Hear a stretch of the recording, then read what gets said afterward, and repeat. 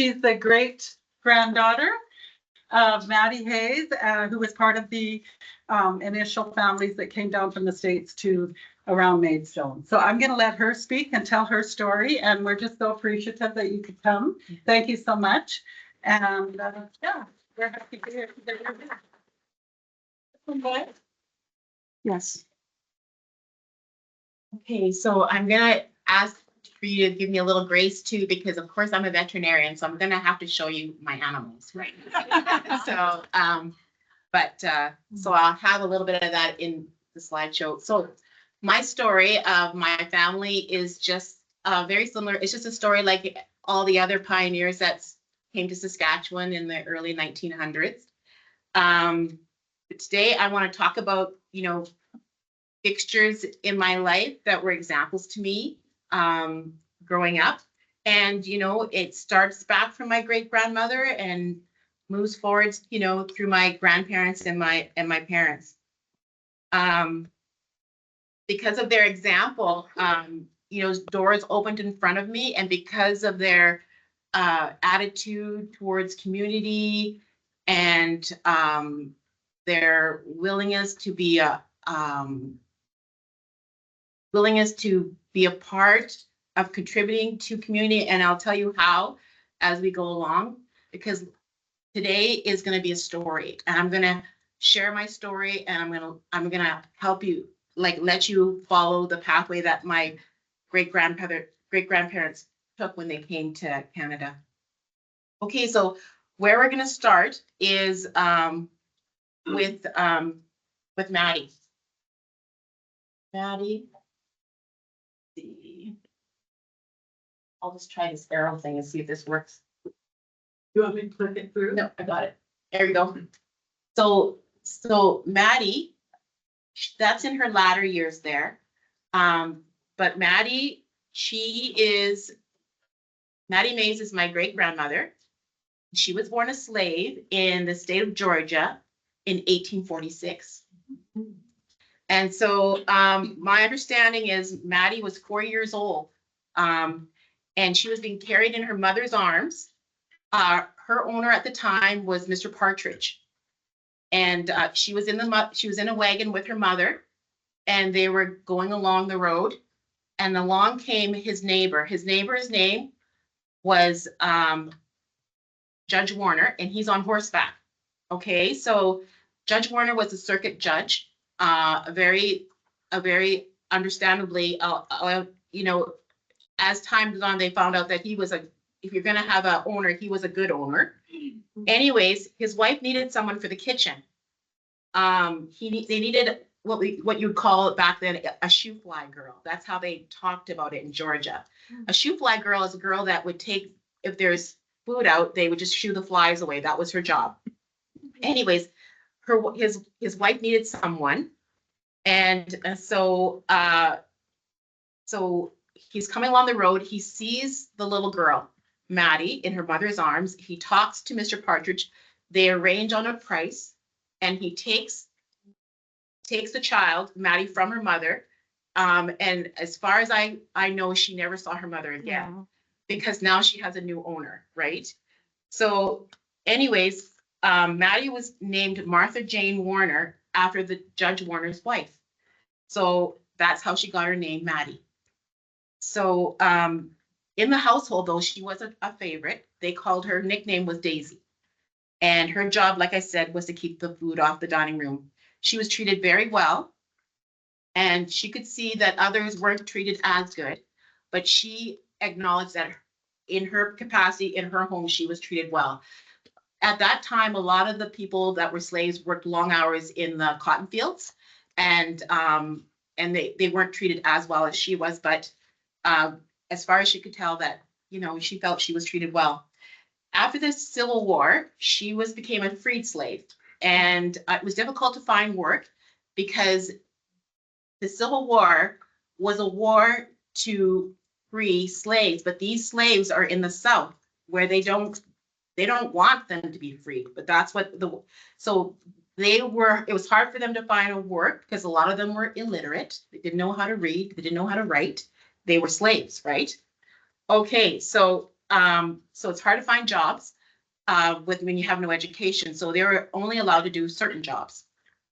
So, and there was still a lot of like hate and marginalization because of course the Southern people did not want their slaves to leave. Okay, so the laws in the South too, they made it impossible for them to vote to change their circumstances. They're called Jim Crow laws. And I'll give you an example. Okay, so a Jim Crow law was if you could not vote if your grandfather did not vote. Well, of course, their grandparents were all slaves. They never voted. You could not vote unless you could write this sentence. Well, a lot of them couldn't write. And they couldn't read either. So if there was a vote for them to change their circumstances, they wouldn't be allowed to because of these laws. They're called Jim Crow laws. So anyways, what happened was Maddie moved to Tennessee where she met and married Joe Mays. And in that time, she trained to be a midwife in that time in Tennessee.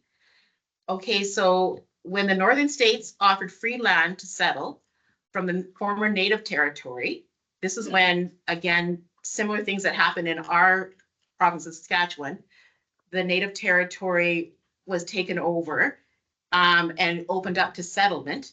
Joe and Maddie, they jumped on this opportunity to have their own land and a future. So when they got there, now I'm not sure if you guys have ever seen a movie, it's called Far and Away, and it depicts how everybody's lined up, all these settlers, and they shoot a gun and they race to like claim land. So that's what my great grandparents were a part of. But what happened, if they got onto good land, the white settlers would push them off and push them onto poorer land. And because they did not offer any resistance because it would not be good for them if they did, right? So what happened then, when the territory became the state of Oklahoma in 1905, that came the Jim Crow laws. And so of course, they decided that those laws would again enslave them. So when the opportunity came to move to Saskatchewan from the prairies, offering free land, well, it wasn't free, but it was like, $10 to settlers. Joe, who was a pastor, he and 12 other families, they decided to grow more vegetables, grow a few more pigs and sell them for their journey north. So Joe and Maddie and their 13 children moved to Saskatchewan to the Eldon district in 1910. So I remember my grandfather telling us about the journey. They basically did a train that took them to North Battleford, actually. North Battleford used to be the capital of Saskatchewan. And then from there, they would take a wagon out to the land that they gave them. And so my great-grandfather, Joe Mays, went out there and thought, I don't think I like this land. It's too rocky. So he went back and said, I don't want that land. I want something different. So anyways, I got to see the land that they chose. And when I visited there 2 summers ago, I took my dad with me. It is beautiful. It is up on a hill. The South Saskatchewan River, you can't see it as well because of the huge pine trees. And I could see why they chose that spot. I could see where the garden was. There was places where the house was and the ice house. And there was a pie, they call it the pie plant. We call it rhubarb. There was still pie plants where her garden was. So of course I took them. I asked the current owner, like we have land there, like my grandfather's land and my father's land, but it's not the same place where Maddie was. So, but anyways, I could see why they moved there. So when Ottawa found out that Black families were moving to the prairies, they closed the border in 1911 because they deemed Black settlers to be unsuitable for Saskatchewan. But fortunately, my great grandparents had already built a house, a barn, and a church. And they called it the Shiloh Church. And Shiloh, when you look at the definition of Shiloh, it means sanctuary. So it was a place for them to meet as the families, and kind of like place for them to meet because they needed that as a community, right? So and it's recently been designated as a I'm going to show you a picture here.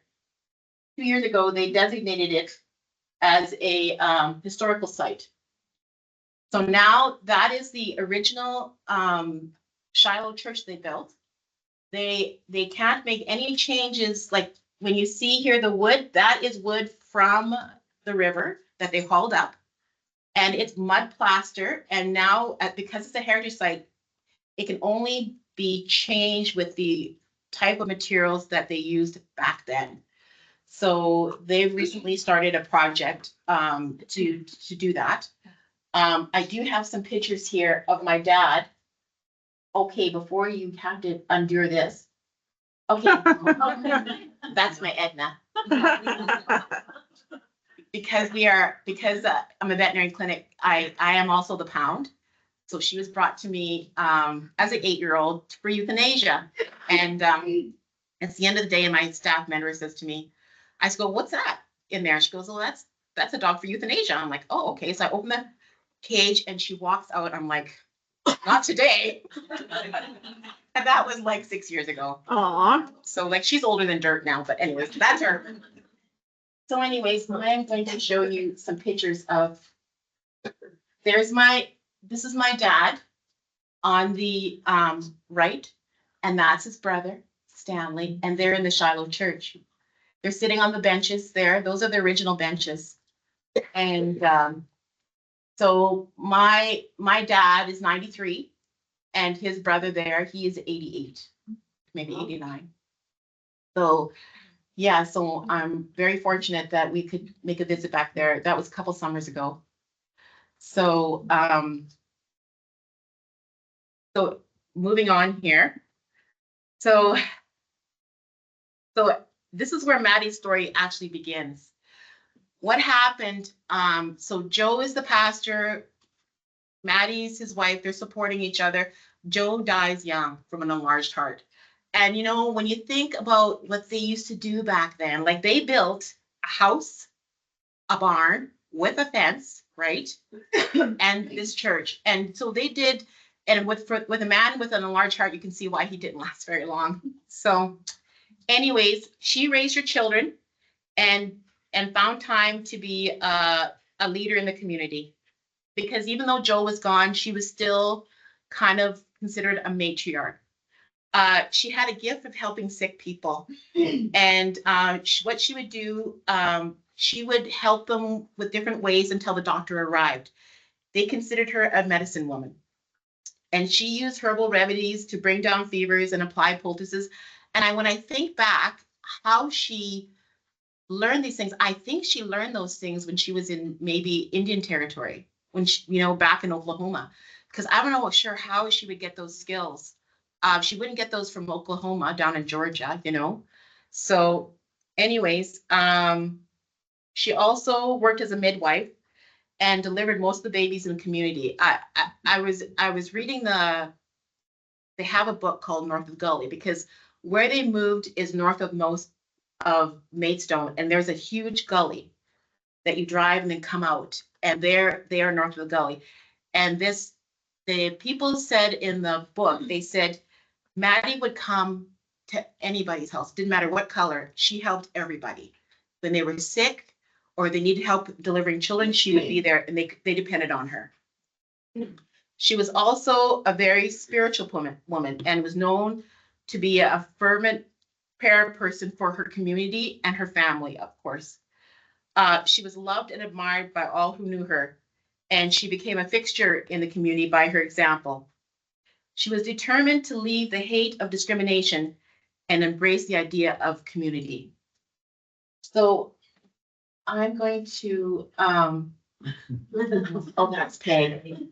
She was never found like 2 years ago. This is a picture of my dad in front of his original schoolhouse. And that is Claire. They were school chums. Claire had a crush though on Uncle Stanley. But now she's married to a wonderful man in Maidstone. So we went to that schoolhouse. It was built in the Eldon district. It was built for the Black children. But because there were so many settlers that came in there, it ended up being for everyone. See, that's why Claire's there. The only downside, of course, is that they did not want a Black teacher in there. So they had to let go of the Black teacher. But what they did, when I looked at the school registry, they had my relatives on the school board. So they kind of compromised. They kind of worked through all these things, So what the funniest thing though, is when I took my dad to the schoolhouse, he goes to me, it looked a lot bigger when I was young. So I thought that was hilarious. So it's good that we got to visit that. And right across the road, off the road about half a mile, is where Maddie's farm was. So Claire and her husband just took us touring around, and we talked to the owners of the land now, and they let us go on there and take off like the pie plant like I wanted. Anyways, so my dad, who is now 93, he remembers joining. Do you guys know what a stone bolt is? A stone bolt? Okay, so grandma in the summertime, she would take a stone bolt to help the sick. And a stone bolt is basically a piece of wood with a little bit of a platform, and then you stand on it and you hold the horses and you go across the grass. And I don't even know how she had the strength to do that. I mean, she was a younger woman than that, but still, in the wintertime, she had a buggy and she had her little medicine bag, and she would go and help people until the doctor arrived. Sometimes they couldn't arrive, but if she could help, she did. So anyways, I remember too, when I visited the farm, I remember the people, the present owners, told me of a story where they were all like on our land that we have. Between our land and the Shiloh church is a very large slough, and they used to ice skate on that slough. And so they remember as children skating on this slough, and Grandma Maddie, they all called her Grandma Maddie, would bring them hot chocolate and cookies for the children. So she just had a way of just doing that little bit extra to make sure that everybody felt like a community. So I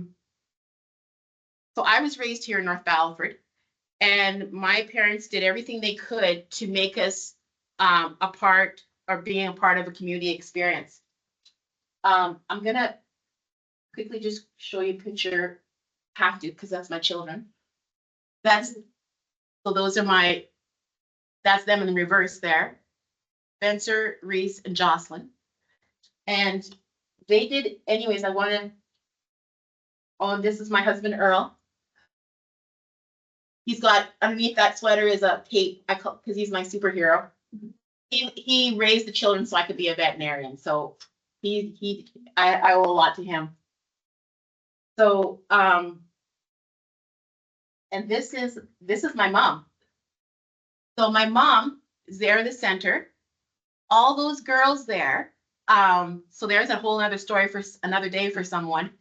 These girls all, back when I was growing up, they all lived in my house, because to go to high school, they had to come off the reserve and live in town. So they call her grandma too. They call her mom, because they had their good moms at home, but she was their mom when they had to move to town.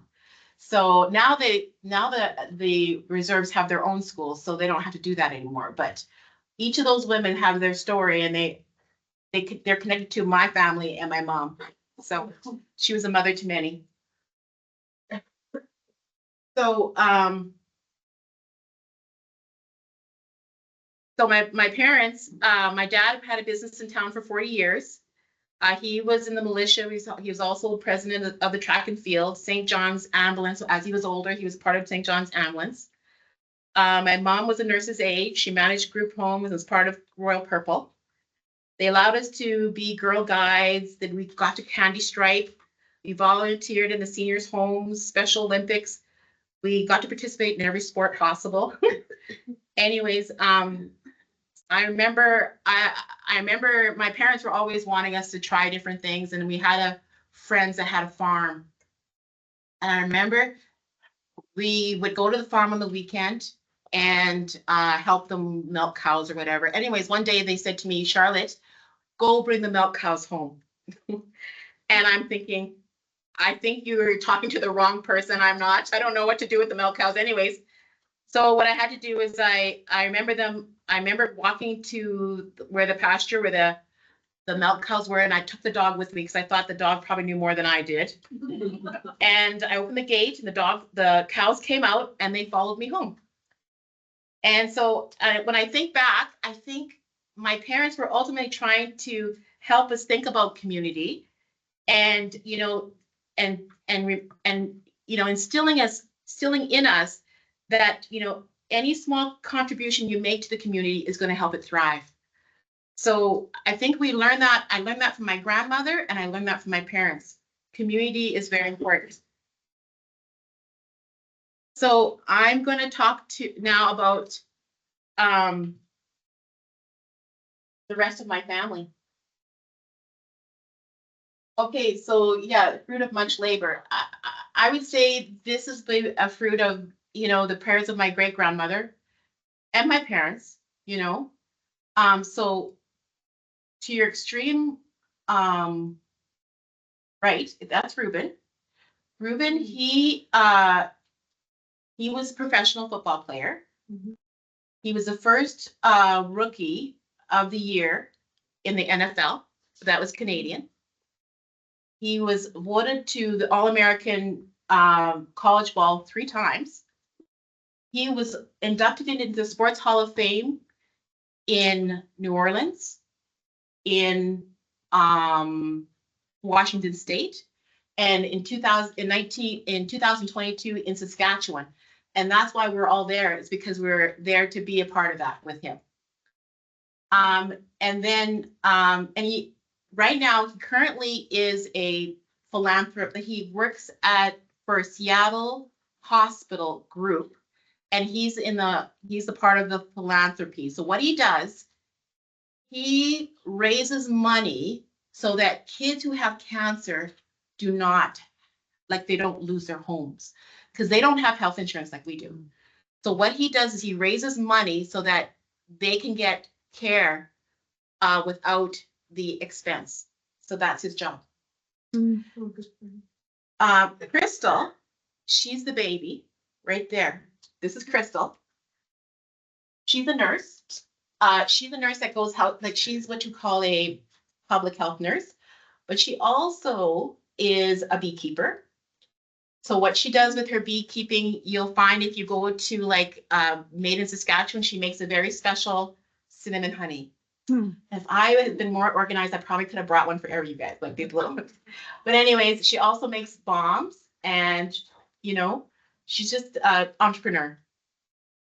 Lisa here, she is a professional. She was a professional athlete. She bobsled for Canada and France. When she moved to France, because her profession is a teacher, that's what her education is. She still has a school there for teaching French people English. So she still has that. She started originally teaching professionals how to give presentations in English because it was helping their business.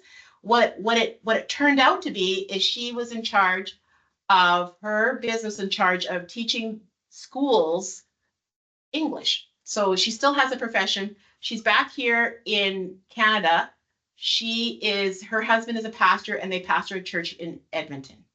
And she still has teachers over in France, like this business, but she's kind of stepped away with it and let them take over. Okay, and this is my sister. So this is my mom. That's my dad. This is my sister, Lucille, she is a nurse and she works in the OR here in North Battleford. She's an operating room nurse. They call her Lucy. So you'll probably meet her. Hopefully you don't have surgery, but if you do, you'll meet her. And this is my sister Marion. She is a nurse too, but she's the kind of nurse that you really want to know because she's the girl that if you have a traumatic experience, she's the girl that keeps you on this side of the dirt. Do you know what I'm saying? Like she is, her and her team, they have that specialty so that you don't go to the light. You stay, you know what I'm saying? So, and she's in Toronto. The only person that's missing is Christopher. He works for Edwards and Jones. He's a financial person. So he's the only one in the family that end up in that direction. Everybody else is working in the health industry, you know, one way or the other. So, so that's why I was thinking about today, and I was thinking about, what my grandparents went through, because of what they went through, we had opportunities. We had doors open up to us that we wouldn't have had if we hadn't been in Canada. Like, I'm not sure, if we were in the deep south, in all that, there's still unrest. Like, I really don't feel comfortable going down to Georgia still, because there's still lots of, it's not open segregation, but it's not a friendly environment if you're a person of color. So, which is still unfortunate, but I'm just so thankful that that we got to be, that we missed that closing of the Canadian border by a year, right? So I thank you for your attention. And I do want to encourage you to make your contribution to your community, and and think back to people in your lives that give you a positive role model. And you might be that positive role model. You might be the person that produces that legacy for future generations. So thank you for your attention.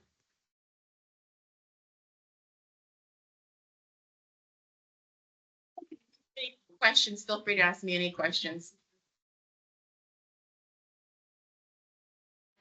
So were all of the children born in the United States and then the whole family came to Canada? Or was it just Maddie and Joe? Maddie, they all came to Canada. All Okay. 13 of them. Yeah. Yeah.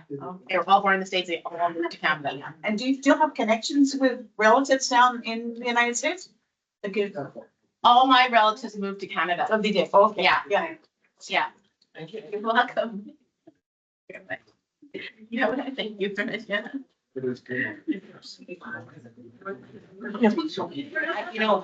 Of all the 12 families, Yes. we're the only ones that still have land in Maidstone. Everybody else had moved to like Vancouver, Edmonton. Yes. But we're the only one that still has land there. Yeah. And so what, your relative lives on that land then, or We rent it to our neighbor, Oh, okay. Okay. but we'll never sell it So because maybe that's a retirement. I don't know. There's 7 of us. I'm not sure. I think we're just gonna make it into a heritage site. Yes, yeah, That's what my family's been talking about. great. Because just to educate people about settlers, like a lot of people don't realize that we were pioneers like everybody else. Right, yeah. No, Yeah. Because I tell when I was first became a veterinarian, they're like, so where are you from? I'm like, North Battleford. Oh, so what country are you from? I'm like, Canada. And I said, my family moved here in 1910. Like they go, oh, because they think I'm from somewhere else, right? yeah. And you're still a practicing veterinarian. Yes, I've been in practice for like 28 years. No, sorry, 30. What am I saying? I do both. I do them all. That's why it was good to come away, because my calving season's really getting wound up. I'm like, I have a little bit going on right now, but it's good enough that I can just like escape. Because I have an associate that's back manning the fort, guarding the citadel.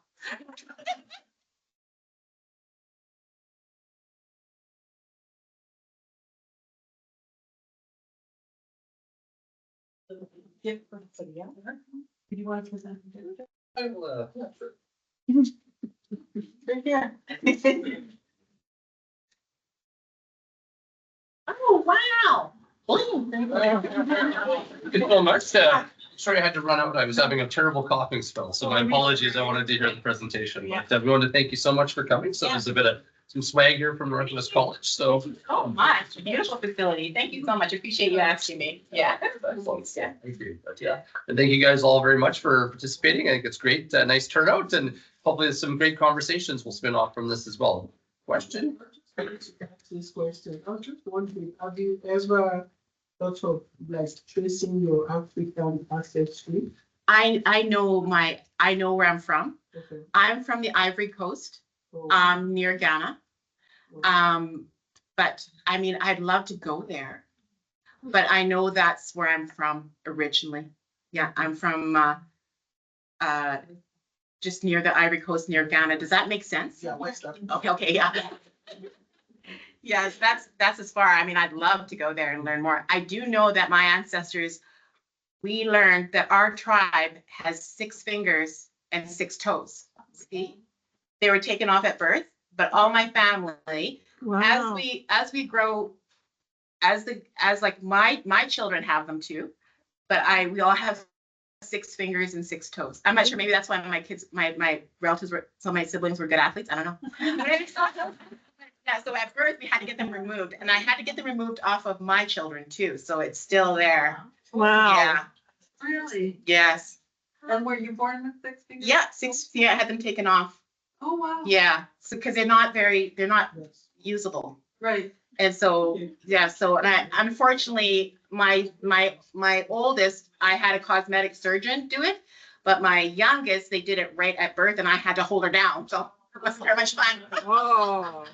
But they're not functional, you know, so that's why you just want to get them gone, yeah. Wow. And it's from my tribe, yeah. Yeah. Try visiting, I think you'll like it. Ivory Coast is not so bad. Oh, yeah, I'd love to go there. I'd love to go there someday, yeah, my travels. So thank you. Yeah, thank you for your attention. Yeah.